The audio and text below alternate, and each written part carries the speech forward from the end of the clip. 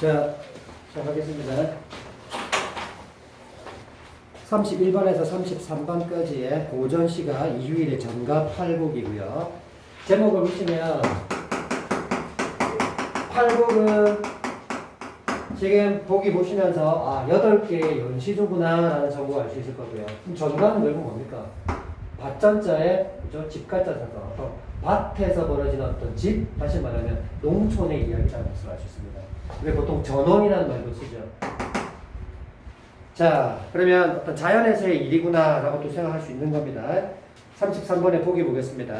이 작품은 총 8개 수로 이루어진 연시조로 제1수에서 기원되는 풍요로운 한 해. 자, 그래서 1수는 풍요로운 한 해를 기원하는 그런 노래구나. 이미 1수의 주제 얘기해주고 있어요. 그래서 1수 옆에 보면 원풍이라고 지금 적혀있죠. 이 원풍이 뭡니까? 기원한다. 뭘? 풍요로움을. 원풍이죠.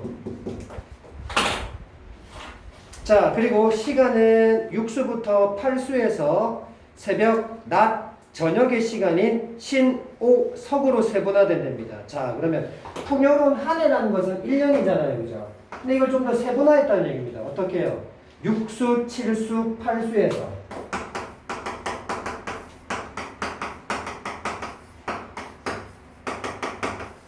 이 1년을 좀 더 세분화시킨 시간의 개념이 새벽, 낮, 저녁이에요.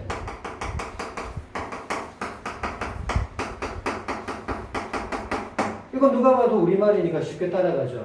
그래서 한자로도 한 번 더 줬습니다. 지금 신, 오, 석이라고.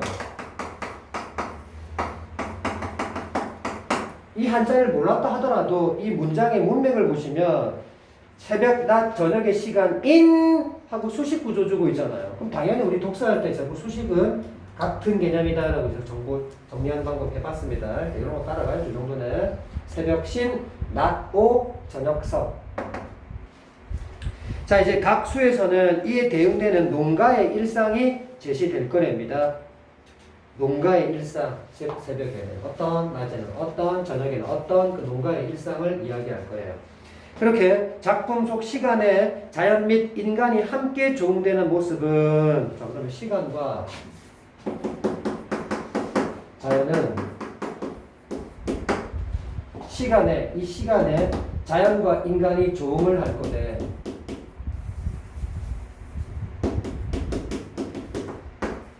시간에 자연과 인간이 서로 조응을 할 거대. 조응이란 말은 뭡니까? 대응한다는 얘기죠. 호응한다는 얘기입니다.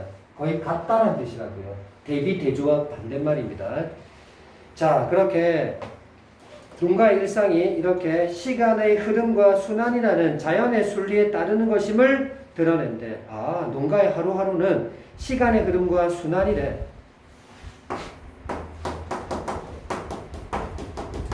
농촌에서의 일상 하루하루 생활은 결국 시간의 흐름과 순환이다. 이것과 같은 것인데 그것이 곧 자연의 순리에 따르는 것이다.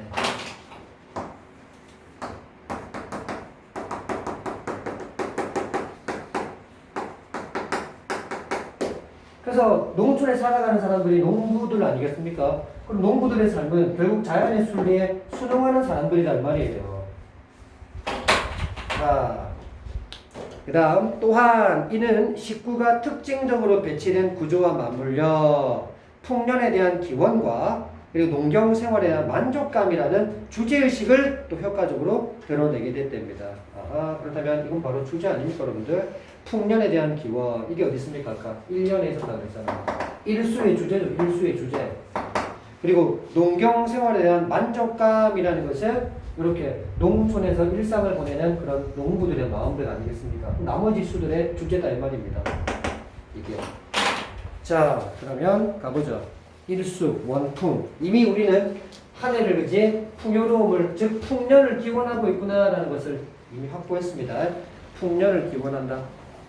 세상이 버린 몸이 밭일항에 늙어가니 바깥일 내 모르고 하는 일 무슨 일고 이 중에 우국성심은 연풍을 원하노라. 여러분 연풍 뒤집으세요. 풍년이죠. 고전 시간이 이렇게 뒤집어서 해석되는 경우가 상당히 좀 자주 많이 나옵니다. 생평에 원하는 바. 생평 뭐겠어요? 모르겠죠? 뒤집으면 평생입니다. 이런 식으로 단어를 뒤집어서 나오는 경우 꽤 많아요. 자, 세상에 버린 몸이 그렇습니다. 세상에 버린 몸? 누구겠어요? 화석이죠. 그러니까 이런 표현들 자체가 고전 시가의 특징이라고요. 아까도 봤지만 무슨 표현? 겸손 표현이라고요. 우리나라가 유교 사상 때문에 잘해도 뭐 많이 가져도 늘 준비했어도 모자라고 부족하고 늘 이런 겸손 표현을 쓰는 게 예의라고 생각하죠. 고전 시가의 글쓰기 관습입니다. 늘 내가 못났고 어리석고 그런 표현들 계속 나오죠. 세상에 버린 몸이 밭 이랑에 늙어간답니다. 그렇다면 타자 자신이 어디에 있다고요? 밭 이랑에서 늙어가고 있대. 그 말은 뭔데? 밭 이랑 하면 농부들이 사는 공간 아니겠습니까? 농사 지으면 살아간다는 얘기죠. 그게 농가 아닙니까? 이것이 농가. 바깥 일 내 모르고. 자, 세상이 나를 버렸으니 바깥에 어떤 일이 돌아가는지 난 전혀 모른단 말이에요. 여러분, 농촌과 산촌과 어촌은 다 어디라 그랬어요? 자연입니다. 그러니 세상은 결국 속세를 가리키겠죠. 그죠? 그러면 같은 말은 바깥 일, 세상 돌아간 일 모른다는 얘기 아닙니까? 같은 말. 그래서 하는 일 무슨 일인고? 이 중에 우국성심은 바로 풍년을 원하노라 그랬어. 여러분, 우국성심 좀 해야죠. 이런 거는 우국지정할 때 자주 봤던 단어죠. 우국이 뭐예요? 뭐예요? 좀 말 좀 해라. 좀 뭐예요? 나라 국자도 모르니 근시무자. 나라를 걱정한다는 마음이 우국지정 아닙니까? 나라를 걱정하는 그 어떤 정성스러운 마음, 그 우국 성심이야. 성심이라는 말은 자주 안 나왔으니까 몰라도 우국은 알아야지. 나라 생각한다는 건 그만큼 된 사람이죠. 자기 개인적인 어떤 안위만 생각하는 사람 아니란 말이야. 1년 전체 동안 우리 모두가 풍년이 됐으면 얼마나 좋겠냐 이거야. 그걸 지금 기원하고 있는 사람이야. 더불어 함께 사는 사람이 중요하다는 걸 알고 있는 사람이란 말이야, 이 사람. 자, 유수 봤고요. 그 다음에 이제 육수 가겠습니다. 결국 아까 전에 보기에서 봤던 마지막 두 줄. 아, 풍년에 대한 기원. 역시 주제 맞구나. 나머지 주제는 농경생활에 대한 만족감이라고 얘기했습니다. 가죠. 새벽 밝아오자 집박이가 소리한다.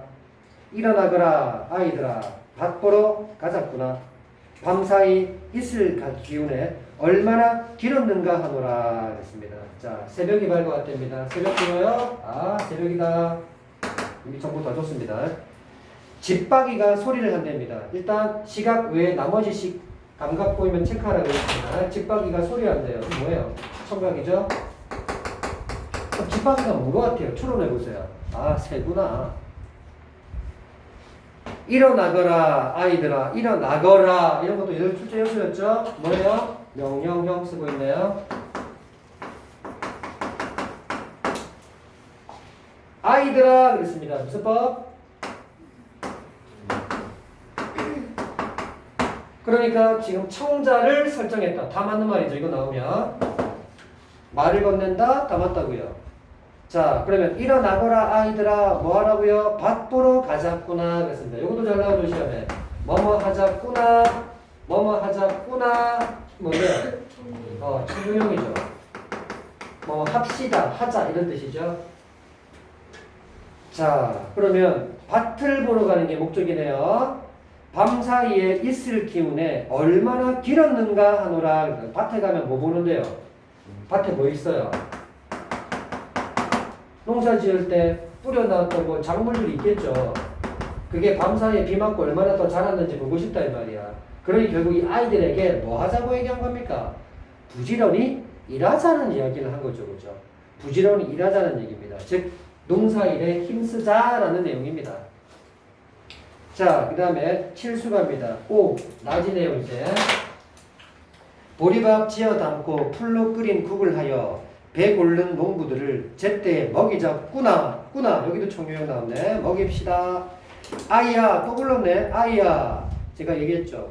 종장의 첫 음보는 삼음절로 늘 고정시켜야 되기 때문에 이런 상습적인 표현들 너무 자주 나온다고요. 아이야 한 그릇 올려라 친히 맛보아 보내리라 됐다. 안 어렵네요. 한자 거의 없어요.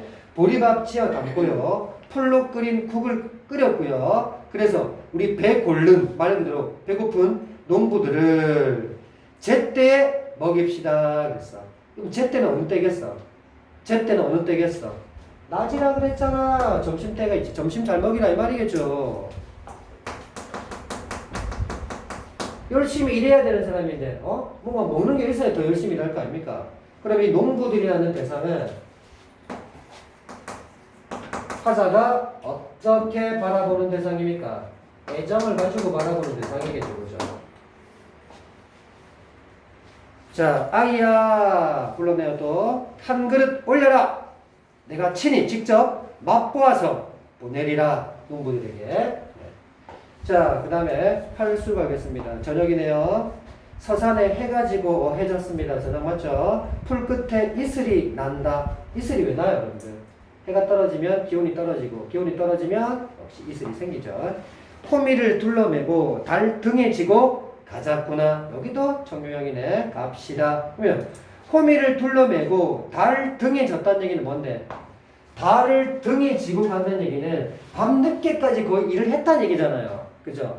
해 떨어지기 전에 내려가는 게 아니고 해 떨어진 뒤에 달마다 떠 있는 데까지 일을 했다는 얘기입니다. 지금 달을 등에 지고 가자시니까 아주 늦게까지 일을 했다는 사실을 알 수 있습니다.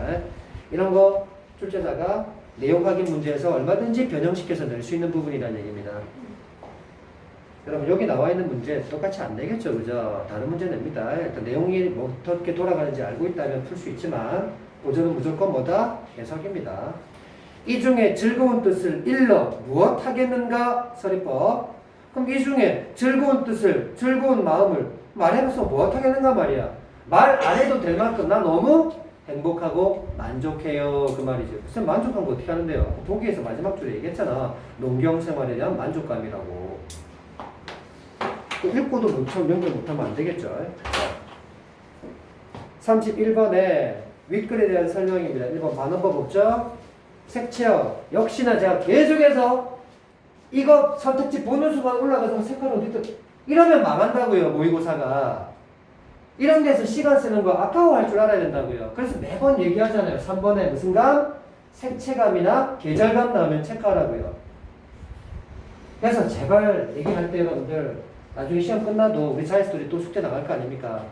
숙제할 때도 계속 모의고사 친다는 그런 마음으로 계속 연습하셔야 됩니다. 이게 훈련이 되면 자기도 머리를 하고 있는데 이번 숙제를 못 찾았다. 없었으니까 있었으면 체크했겠죠. 숙제였었는데. 그러니까 본인이 놓친 거 계속 가서 보고 있으니까 제한된 80분 안에 시간 못 푸는 겁니다. 여러분들. 이런 문학에서 특히 시간 많이 줄이셔야 됩니다. 독서가 어렵기 때문에. 3번에 의법 없었고요. 다음 4번에 역시 계절감 출제 수전 해보세요. 시간에 대한 이야기에서도 계절에 대한 이야기는 없었습니다. 다음 5번 답할 게 없죠. 얘기해서 넘어가겠습니다. 권유가 바로 청유 아닙니까? 그것도 반복됐으니까 여러 번 나왔죠. 32번 기억 밭보러 가자 했을 때 밭입니다. 1번 외부와의 교감을 이끌어내며 화자가 속세에 관심을 갖는다고요? 이 사람 오히려 세상 내 바깥을 전혀 모르는 사람인데요. 2번 생명력 회복 벌써 X죠. 3번 풍요로운 농촌의 모습을 기대하며 화자가 정성을 기울여 살피는 대상. 그러니까 아이들 보고 빨리 와서 작물 자라는지 보러 가자고 지금 애정 쏟고 있잖아요. 정답 4번 농촌에서의 삶의 기반을 이루며. 그건 맞겠죠. 밭이라고 하는 공간은 열심히 일을 해서 여기서 나오는 수확물 가지고 먹고 살아야 되는 곳이니까 삶의 기반을 이루는 곳이 맞죠. 화자가 그런데 내면에 몰입합니까? 밥 보면서 자신의 내면을 들여다봅니까? 전혀. 5번 자신의 한계 극복 X 본받고자 한다 X 여기저기 다 X입니다. 33번에 1번 육수에서 새벽이 밝자 소리를 내며 지저귀는 집박이와 제8수에서 서산에 지는 해는 자연물의 모습이 특정 시간대의 도래에 대응하고 있음을 드러낸다. 그럼 도래가 뭡니까? 도래. 오고 있다는 뜻이죠? 맞는 설명이죠? 보세요. 육수에서 새벽이 밝자 소리를 낸 겁니다. 새벽이 오자마자 소리를 내고 있다고요. 그리고 그 시간에 자연물이 집박이가 조응하고 있다는 얘기잖아요. 새벽이 밝자마자 바로 소리를 냈으니까요. 조응하고 있다는 얘기잖아. 아까 여기 있었죠.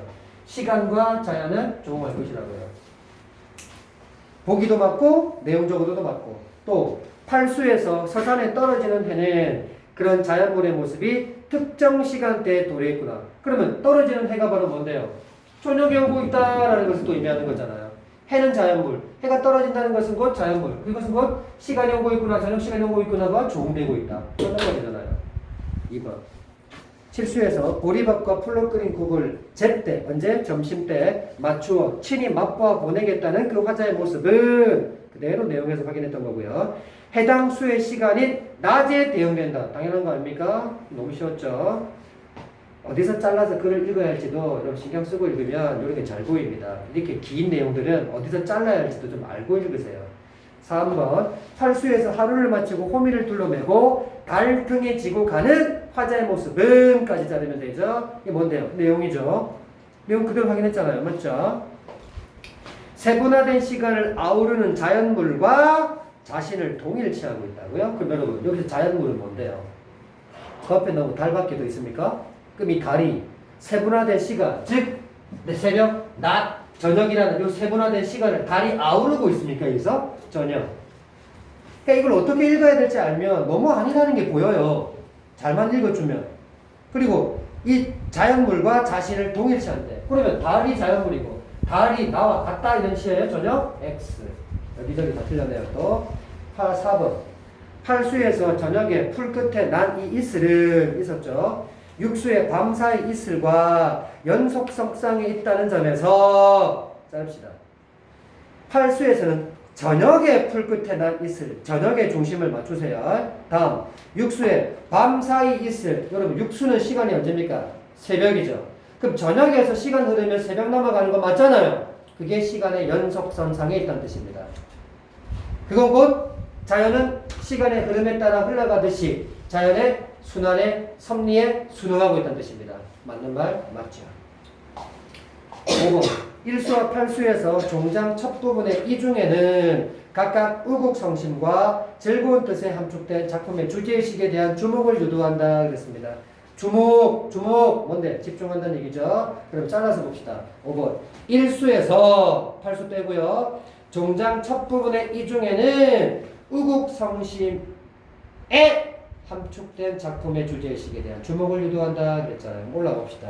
이 중에 이것들 중에 의국성심은 그랬어. 그러니까 이 많은 것들 중에 내가 더 집중하고 있는 게 뭔데? 의국성심이라 이 말이야.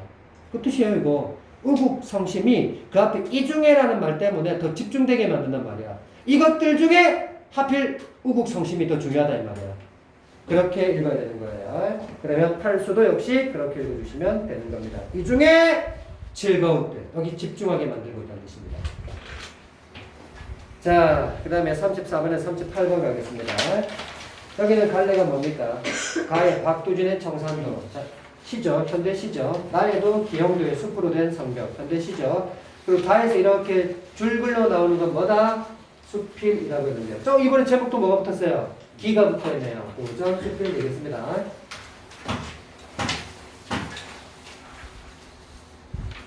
34번 보겠습니다. 가나에 대한 설명으로 가장 적절한 겁니다. 어떻게 봅니까? 가 하나하고 바로 들어와야죠. 실시간 푹 쉬어요. 35번요. 가 단독형 문제입니다. 선택지 보세요.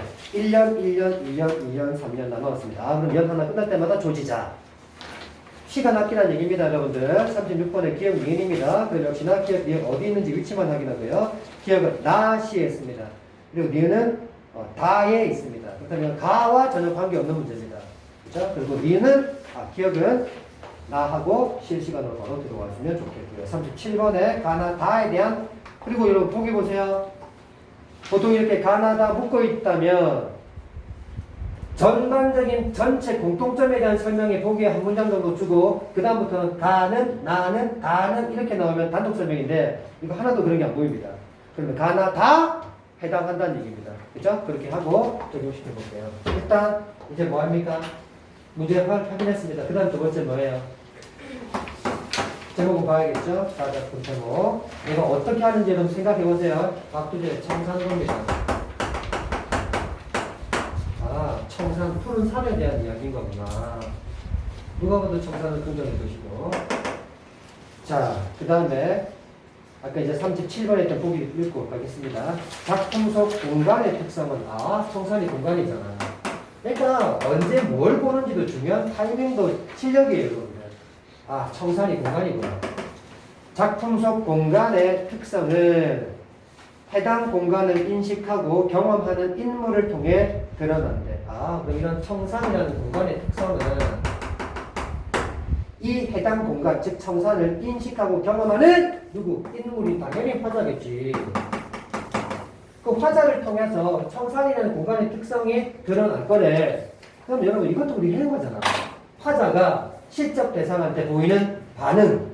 그럼 여기서 어떤 반응을 보이다가 긍정으로 볼 수도 있고 부정으로 볼 수 있겠지. 그것이 이 대상의 특징이겠지. 결국 동일한 똑같은 공간이라도 인물에 따라 서로 다른 의미가 부여될 수도 있을 것이고. 그렇죠. 똑같은 대상을 보는데 사람마다 그 대하는 느낌이 다를 수도 있겠잖아요. 그럼 이 화자는 이걸 어떻게 대하는지가 중요할 거겠죠. 인물에 따라 공간 자체의 모습이 달리 나타나기도 한다. 그래서 이 공간이라는 게 누가 보느냐에 따라서 인물에 따라 달라질 수도 있고 다른 의미가 부여될 수도 있고. 두 번째, 그 인물에 따라 공간 자체의 모습이 달라질 수도 있어요.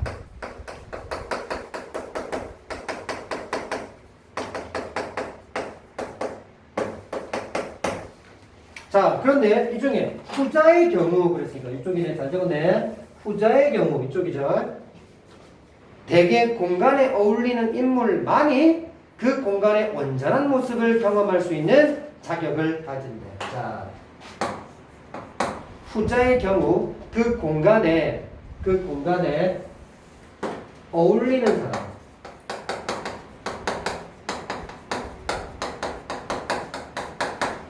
그 사람만이 그 공간의 온전한 모습을 알 수가 있대.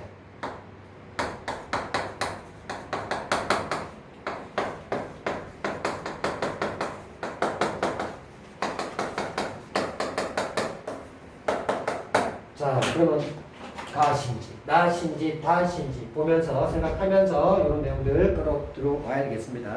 가보죠. 갑니다. 박두진의 상상도.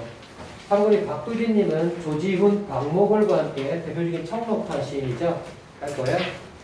그럼 혹시 그 시 기억나요? 해야 솟아라, 해야 솟아라, 말갛게 고운 얼굴 해야 솟아라. 그 시 쓴 작가입니다.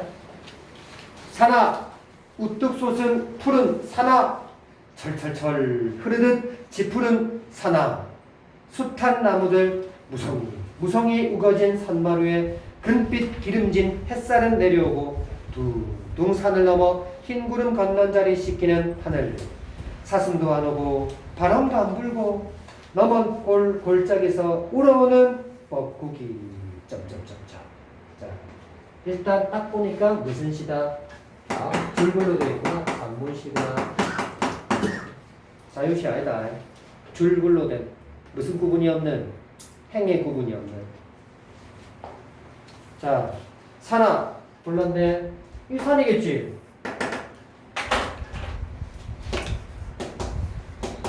또 나오네. 도문법.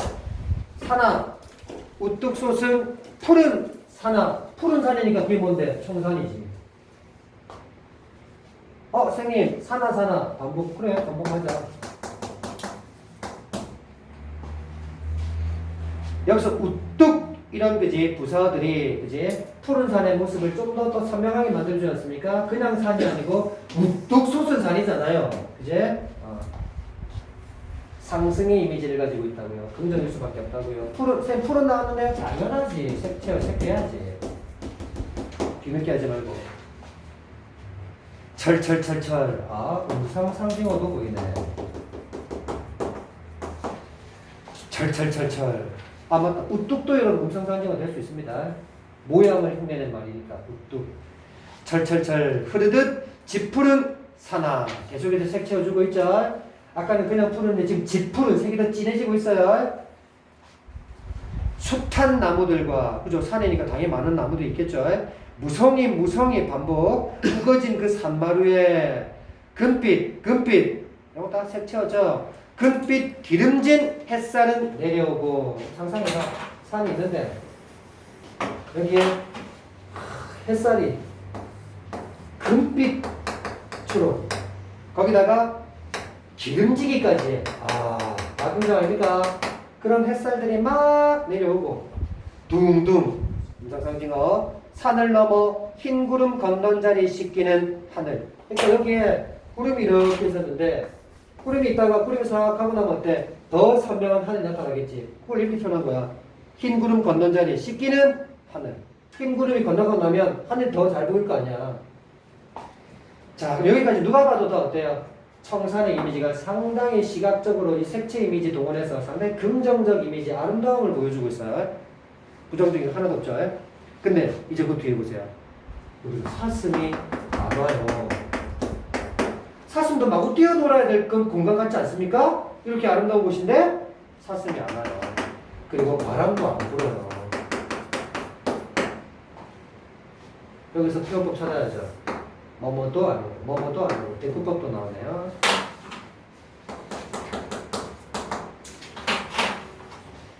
저 넘어 골짜기에서 우러오는 뻐꾸기야. 그럼 결국 뻐꾸기가 울고 있대. 근데 이 골짜기 저기 넘어서 들려오는 소리야. 자, 뻐꾸기가 울고 있다잖아. 감정을 넣어놨잖아, 지금 감정을. 그렇다면 이 나오는 요 대목은 앞에 나왔던 청산의 아름다움과 대조를 이루는 그 행이었고요. 행이나 말하기 좀 그렇죠. 지금 3분식이기 때문에. 그래서 요 줄은, 줄이 할게요. 요 줄은 앞에 나왔던 요 청산의 이미지와는 상반되고 있다. 상당히 뭔가 부정적이다라는 느낌 받아야 돼요. 참고로 아까 쌤이 왜 그 해라는 시를 얘기했냐면 그 해야 소설할 때 그 해가 뭘 의미했는데 조금 광복 독립을 의미하는 말이었거든. 일제강점기 때 활동했던 작가입니다. 박두지. 뭔가 있어야 될 것이 없는 상황이잖아. 지금 있어야 될 것들이 없잖아. 지금 여기서.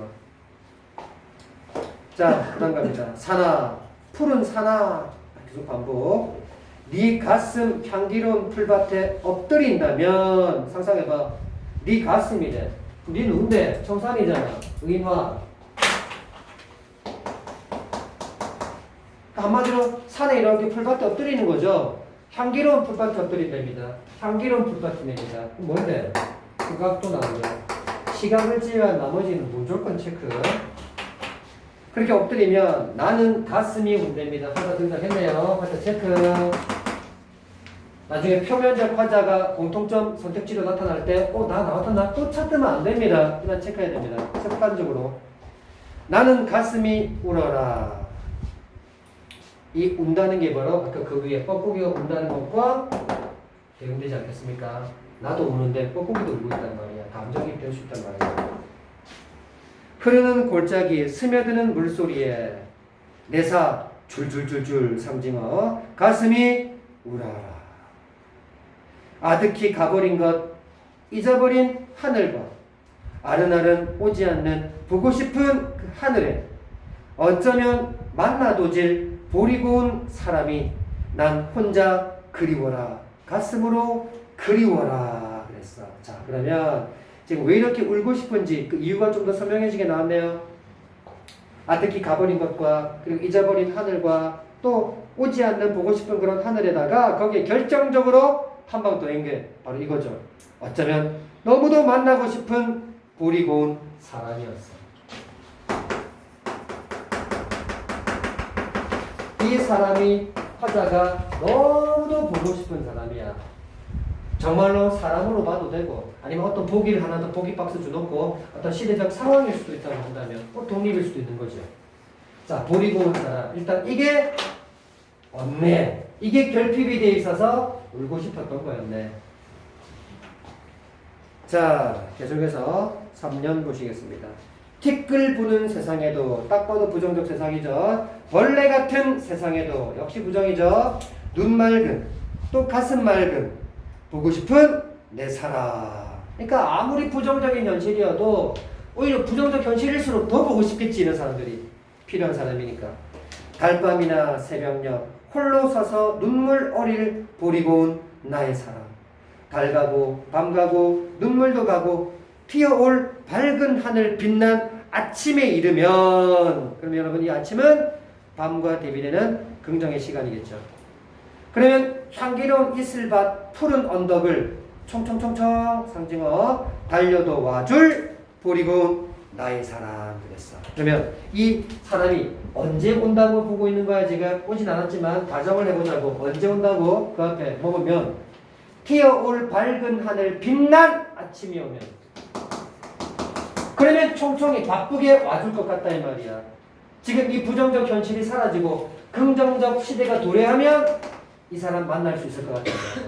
그래서 그냥 사랑하는 연인으로 봐도 되겠지만 이게 있죠. 박두진은 일제강점기에 같은 게 작가입니다. 직설적으로 그런 말을 쓰지 못했고 검열을 피해야 하기 때문에 이렇게 상징적인 의미에 담아서 표현하지 않았을까요? 그죠? 독립의 어떤 의미를, 그런 것까지도 생각해 볼 수 있습니다.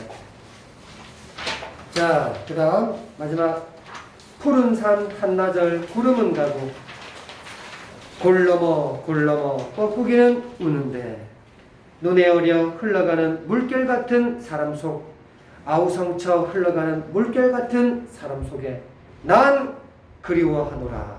너만 그리워하노라. 그 너는 버리고 온 사람이겠고, 혼자서 철도 없이 난 너만 그리노라. 여러분 그리노라 우리가 3번이나 반복했고요. 근데 그 반복되는 과정에 난 그린다, 너만 그린다, 항상 그린다 라고 얘기했으니까 쌤 항상이 어디 있습니까? 철도 없다잖아. 사계절 안 가린다잖아. 그러니까 항상이란 얘기겠지. 어때? 그리워한다는 그 강도가 세지고 있음을 받았다면 점층법도 생각해 볼 수 있겠지. 자, 34번 봅니다. 1번 가는 일부연을 명사로 마무리했다 그랬는데, 여러분 명사로 끝나는 건 눈만 있으면 되죠. 아, 1년 끝에 뻐꾸기로 끝난 게 하나 있네. 패스. 2번 가는 반복적 호명을 통해, 호명이 뭔데? 이름을 부른다는 뜻이지. 아, 도로법 찾아놨잖아. 사나. 근데 한 번 아니고 반복돼야 된다. 맞고. 다음 3번 넘어가고 4번 가는 표면에 보세요 나오잖아. 표면에 드러나다. 이것도 못 찾아놨으면 또 돌아가서 어디 있더라 이해해야 된단 말이야. 그냥 하세요. 출제 요소는 그냥. 그리고 그 화자가 상황을 가정하며 시상을 전개할 때 가정했지. 이 아침이 되면 하고 가정했잖아. 다음 5번 가는 말줄임표를 통해 가의 말줄임표 어디 있었어? 1년 뻐꾸기 점점점점점 여기 있었네. 끝까지 봐. 말줄임표를 통해 시적 대상 사이의 대립 상황. 아, 그럼 뻐꾸기하고 대립합니까? 아니잖아. 이건 지웠어야죠. 35번 1년의 철철철은 숱한 나무들과 무성이 우거진 산마루로 이어진 짙푸른 산의 모습이었다. 맞잖아요. 내용 그대로네요. 2번 1년의 둥둥은 이거 뭔데요? 구름이 둥둥이었죠. 기름진 햇살로부터 벗어나 씻기는 하늘로 향하려는 흰 구름의 움직임을 부각한다 그랬는데, 기름진 햇살로부터 벗어나고 싶어 한다고요? 이 구름이요? 여러분 기름진 햇살은, 따뜻한 햇살은 상당히 긍정적인 시험이었어요. 그 긍정으로부터 벗어나고 싶어 한다고요? 구름이요? 아니요. 이 구름이 지나가고 난 자리가 선명한 하늘을 볼 수 있다고 해서 표현했을 뿐이고요. 이 긍정의 햇살로부터 벗어나고 싶어 하는 거 아닙니다, 지금. 2번, 그래서 벌써 틀렸어요. 구름은 깨끗이 사라지고, 그래서 선명한 하늘을 볼 수 있었다고 해서 이렇게 표현한 겁니다, 지금. 자, 그 다음. 3번 이연의 줄줄줄은 골짜기의 물소리와 나의 가슴속을 또 대응시키면서, 그렇죠, 골짜기도 줄줄줄 흘러가고 내 마음도 줄줄줄 그랬잖아요. 고조된 감정을 부각시켰다. 반복을 통해. 4번 이연의 아른아른은 보고 싶은 하늘이 오지 않는 상황에서 내가 느꼈던 그리움을 나타낼 때 썼던 말 맞잖아요. 누군가 어떤 대상이 너무나 그리워질 때 아른거린다 그러잖아요. 보고 싶을 때 쓰는 말 아닙니까? 5번 삼면의 총총총은 나의 사람이, 즉 버리고 온 나의 사람, 나와의 만남을 위해 기꺼이 와줄 것에 대한 기대감으로 총총총총 바쁘게 와줄 거야. 빨리 와줄 거야. 라고 했던 그때 총총총 맞단 말이야. 다음. 여러분 실제로 이런 문제 풀 때는요. 오늘 풀이를 해야 되기 때문에 설명을 좀 다 했고요. 실제 풀 때는요. 바로바로 돌아와서 봐도 빨리빨리 볼 수 있습니다. 다음 36번에 기억. 이거는 읽어야 되고요. 37번에 1번. 가에서 내가 푸른 산에서 볼이 고운 사람을 그리워하는 것으로 보아 했죠. 푸른 산은 벌레 같은 세상의 현실과는 대비된다. 그렇죠. 푸른 산은 긍정, 벌레 같은 세상은 부정 해놨잖아요. 거듭 말하지만 모의고사에서는 나한테 구체적 시험 이런 거 의미 안 끌어내도 됩니다. 그냥 긍정, 부정만 체킹하셔도 문제 다 풀린다고 이렇게. 그러니까 할 것만 체크하시면 돼요, 여러분들. 푸른 산 동그라미, 벌레 같은 세상 세 번만 돼 있어도 대비 맞고 판단할 수 있죠. 이거를 무슨 의미를 가졌고 뭐 이거 할 필요가 없습니다, 모의고사에서. 그리고 당연히 푸른 산은 미래에 대한 나의 기다림이 드러나는 공간이었겠죠. 그래서 아까 보기 읽었던데요. 나라고 하는 인물을 통해서 이 공간이라는 거죠. 특성이 드러나는 것입니다. 어떤 긍정적 특성을 가진 공간이라고 얘기하고 있습니다. 그러니까 이 화자 인물에는 이 청산이라는 공간을 긍정성의 어떤 의미를 부여하고 있는 공간이었죠. 자, 그 다음에 1번밖에 없네요. 넘어가겠습니다. 나아가겠습니다. 나는 그 형도의 숲으로 된 성벽.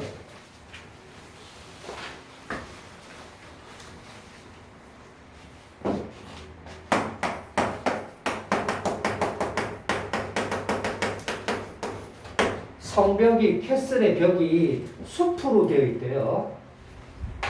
자, 갑니다. 저녁 노을이 지면 신들의 상점엔 하나둘 불이 켜지고 농부들은 작은 당나귀들과 함께 성 안으로 사라지는 것이었다.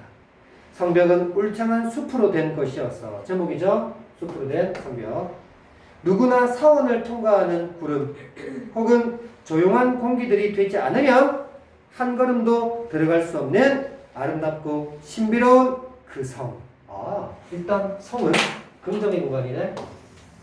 신비롭고 했으니까. 아름다운 했으니까. 그렇죠?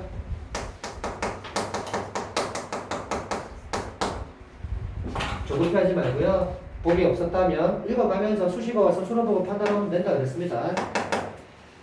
어느 골통품 상인이 그 숲을 찾아와. 그 숲은 뭔데요? 성벽과 연결되죠. 숲으로 된 성벽이니까요. 그 숲을 찾아와 몇 개 큰 나무들을 잘라내고 들어갔대. 벌써 나무를 자른다는 것은 숲에 나무가 있겠죠.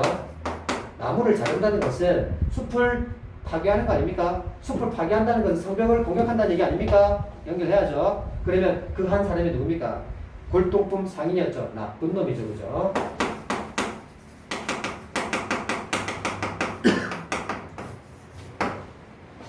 잘라내고 들어갔다. 그곳에는 아무것도 없었다. 잘라내고 들어갔는데 그 성 안에 아무것도 없었대. 그럼 결국 골동품 상인은 아무것도 볼 수가 없는 사람이야. 근데 다시 1년으로 올라가 보자. 아까 이 성 안에는 어떤 것들이 많았어. 다시 볼까? 저녁 노을이 지면, 저녁이 되면 신들의 상점에는 하나둘 불이 켜진대. 저녁이 되면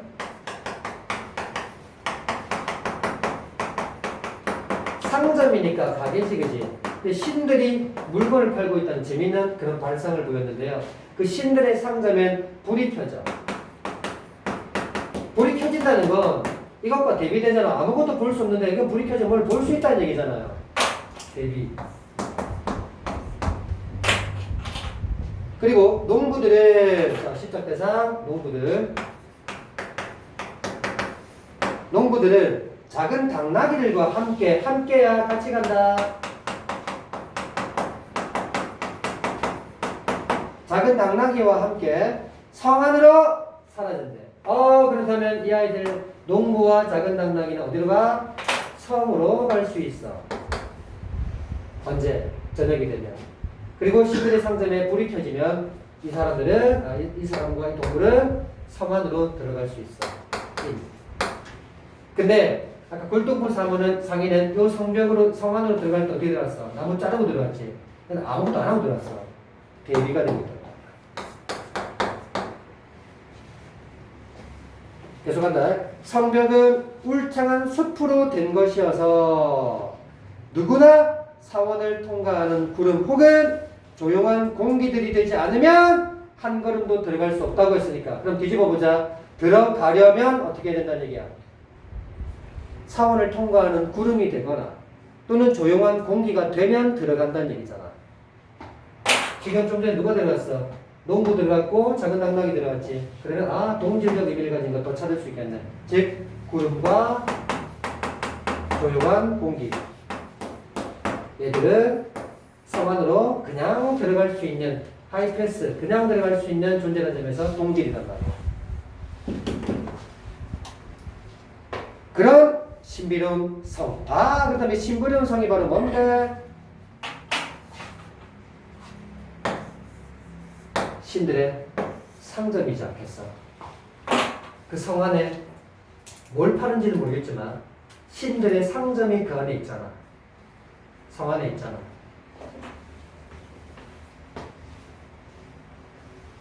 자, 그래서 이 시인이 기영도라는 시인이 길을 가다 어떤 성곽을 보고 그 성곽이 이렇게 그지 담쟁이 넝쿨로 이렇게 우거져 있는 그런 모습을 보면서 아마 또 시적 영감을 받아 시를 쓰지 않을까?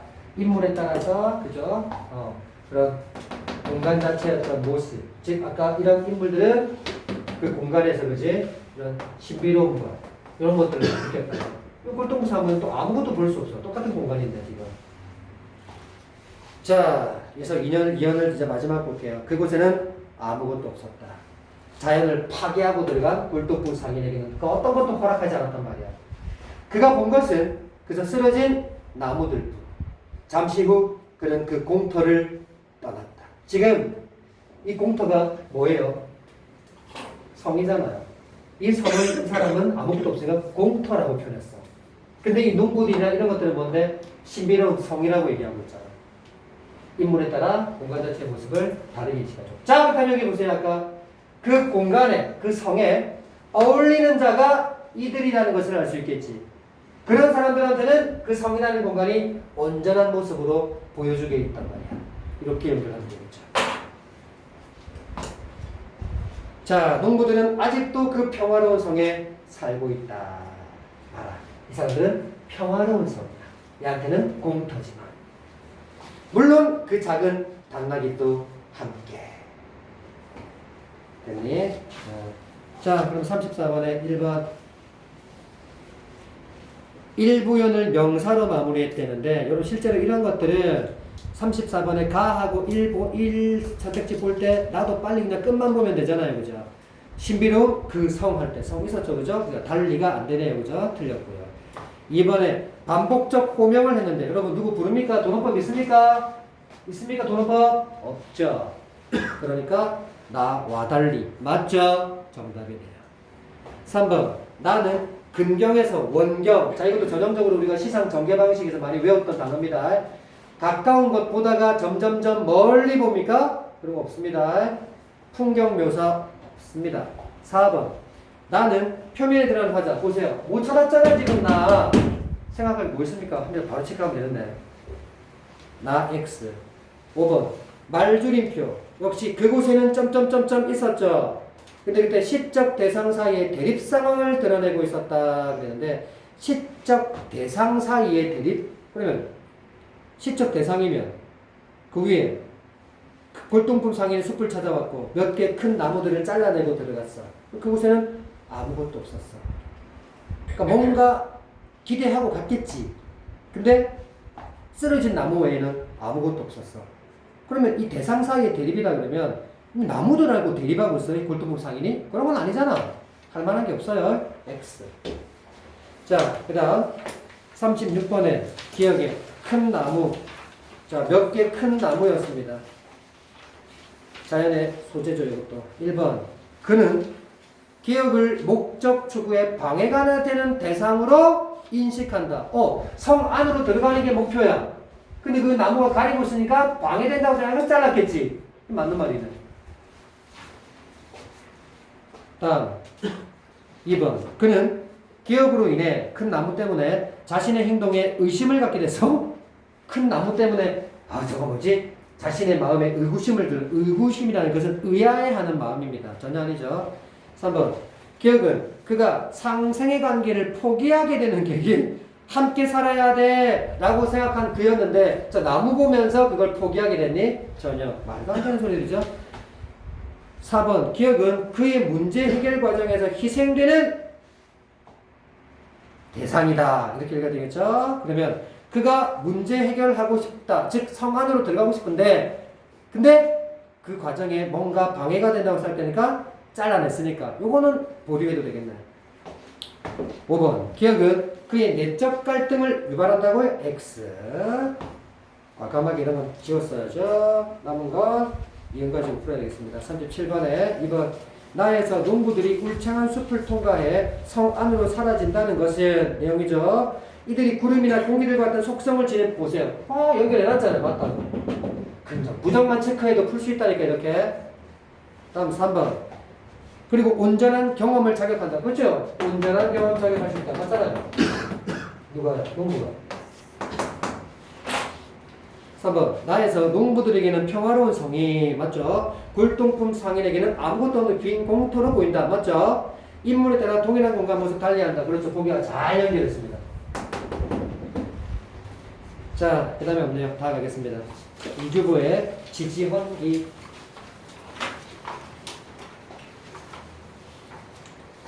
시간 다 됐네요. 깜짝합시다.